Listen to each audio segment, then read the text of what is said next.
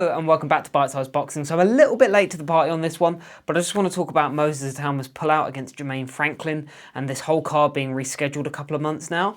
So I think it's an interesting one. Of course, I only did a video on this about, was it 3 or 4 days ago, saying that the hype for this fight felt very flat. And I gave my sort of reasons as to why I suspected that might be.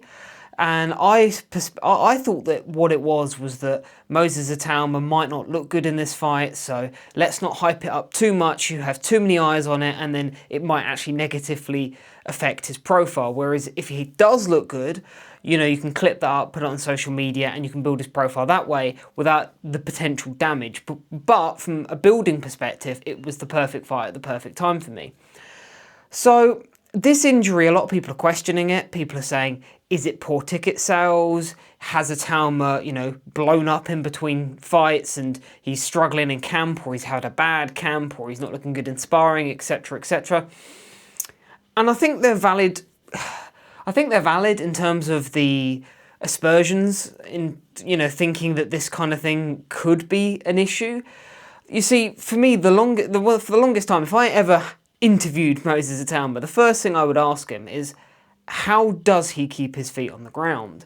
And the reason I say that is that the guy, since he was 17, 18, you know, even when he was younger, not really known to us, professionals were gassing this guy up, bringing him in for sparring, telling him he's the heir apparent. There's a video of him when he's about 14 years old, of a Coley taking a video, like a selfie video, with Moses Itauma, said, "This guy's the truth, this guy's the best I've ever seen, I can't believe it." I mean, this guy's been having his head gassed up something chronic since he was like 14. So, you know, you think back to your youth, right?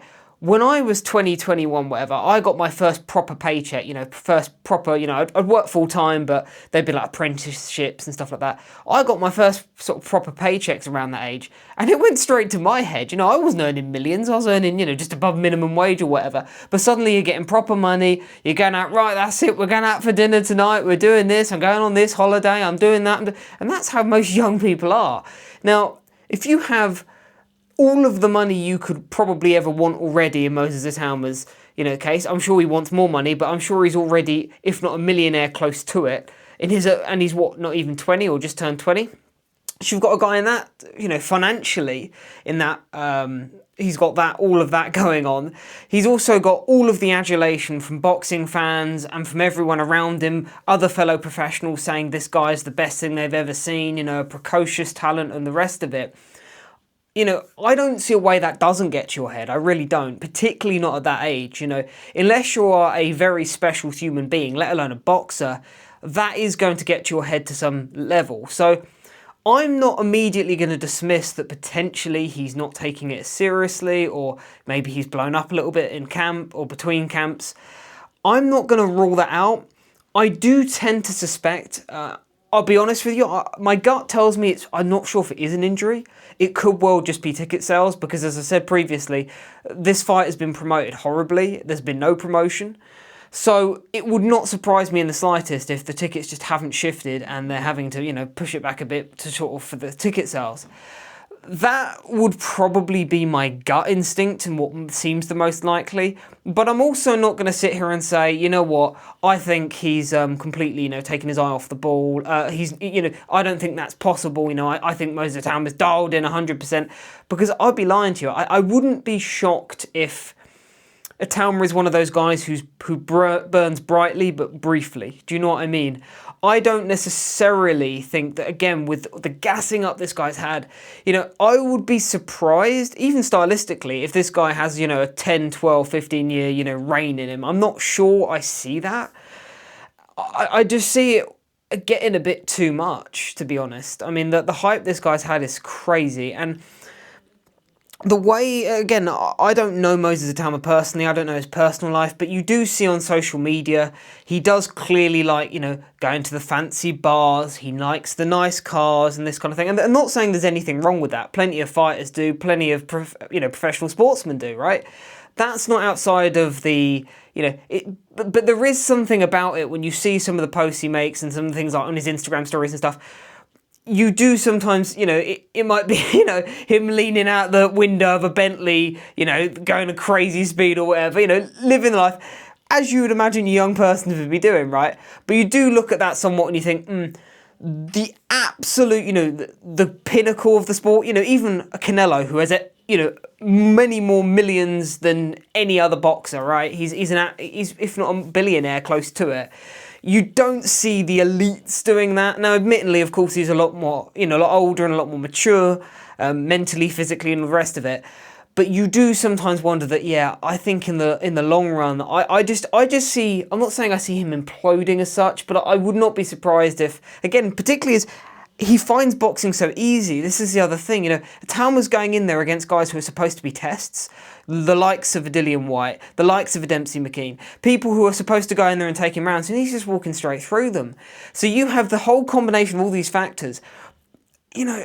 I wonder if he is getting a bit gassed up. I mean, has he come into camp a little bit flabby and they've gone, you know what, this isn't going to work, we need a bit of extra time. I'm not saying it's that, but the reason I wanted to make this point is because although I'm not necessarily sold that that is the reason this has been postponed, I do envision coming back to this video and mentioning this in the future, maybe 2, 3, 4, 5, 6, 7 years from now. And, Itauma is 28 and he's sort of on his way out, something like that. Because I would be very surprised if this guy has a long and successful reign. Again, he started very early. He's been gassed up something chronic. He's got a young man style. So I'm not writing this guy off before he's even got there, but you do wonder how this guy keeps his feet on the ground. Because again, I'm only talking from my perspective. I know I couldn't. I certainly would not be able to in his position. And I don't think the vast majority of people would. And although he strikes me as a physically, an unbelievable talent, I don't look at Moses Itauma mentally and see a guy that, again, has the... Again, I'm not saying I'm not in his head, but to my eye, I don't see a guy whose mentality necessarily matches his physical talent, if that makes sense.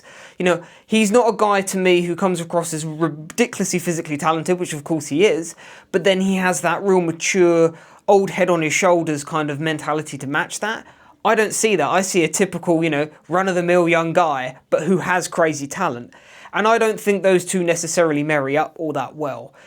If this guy came across even like a young Canelo or someone like that, or even a Crawford, that kind of thing, those kind of fighters, you go back even when they were young, even when they were being hyped, maybe not to the hype, level of Moses Itauma, but you'd see interviews with them and there was a calmness and a self-assuredness and as I say, an old head on their shoulders, which I just don't see with Itauma. So I've gone a bit off topic with this, but I'd be interested to know what you guys think. As I say, I don't necessarily think that he's, turned up to camp, 270 pounds and they've gone, oh no, we can't proceed with this. But I do wonder in the long run, will this guy be able to hold it together? Because yeah, the hype must surely get to a point where it gets too much. And when it does, what will happen? Will he be going into fights not training properly because he thinks it's just going to be too easy and everyone's told him he's the heir apparent anyway, so why does he need to try? On top of that, the guy has not been active enough at all. So, I don't know. For me, the jury's still out in many ways with Moses Itauma. I'm very, very impressed with what I see, and I really do think this guy will at least become a world champion. But I still wonder, will this guy fulfill his potential from what we can see right now? But you let me know what you think. I'd be very interested to know. And yeah, take it easy, guys. Cheers.